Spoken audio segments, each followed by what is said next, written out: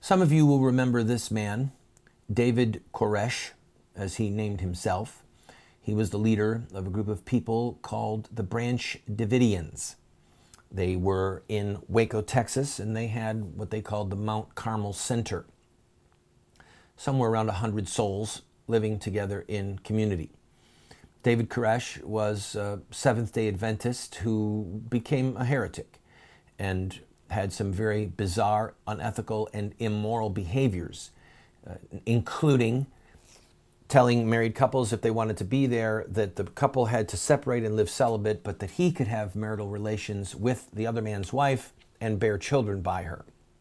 So, according to the reports, he had as many as 14 children on the compound, 2 of them from his legal wife and the other children from other women.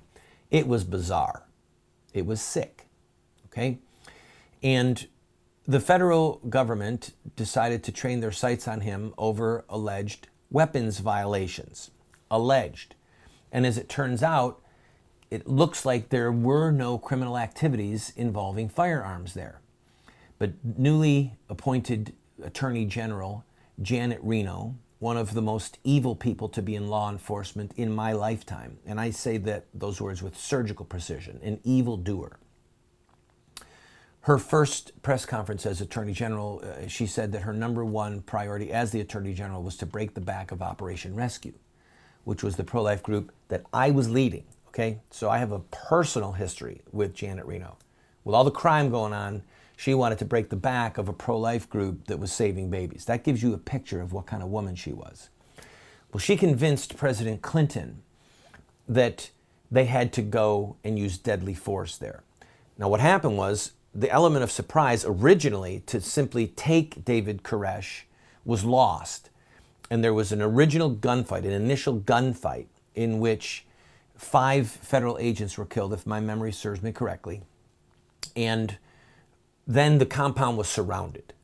The standoff lasted for 50 or 51 days, and the agents finally, on the morning of April 19th, they punched a hole in the wall and poured tear gas through the barrel of what looked like a tank. They were just pouring tear gas into the building. A few members of the Davidians escaped, but the building was engulfed in flames, and the ultimate loss of life at the time was 76 human beings, including the federal agents. It was horrific. Janet Reno convinced President Clinton that the children were being abused. It was horrifying. There was sexual molestation going on of the children, but none of this was ever proven. It was Janet Reno with an itchy finger.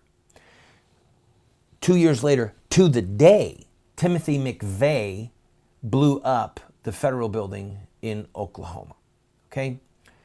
And part of what allegedly motivated Timothy McVeigh was what happened at Ruby Ridge and what happened in Waco. Again, what happened in Waco is a part of the narrative of the militia. And again, the differences were very clear.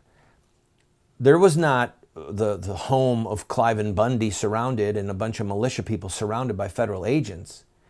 The federal agents were surrounded in broad daylight with cameras rolling by a bunch of protesters, many of whom were carrying sidearms and who allegedly had rifles in their automobiles. So the difference was very stark, very clear. But again, the narrative of government tyranny, of a government out of control, and of the reason that we have the Second Amendment to protect ourselves from government tyranny. That tapestry, that narrative is continuing to be woven. And what happened in Nevada is going to be a critical aspect of that. And I'll explain in nutshell form why when we come back from this break. This is the Voice of Resistance.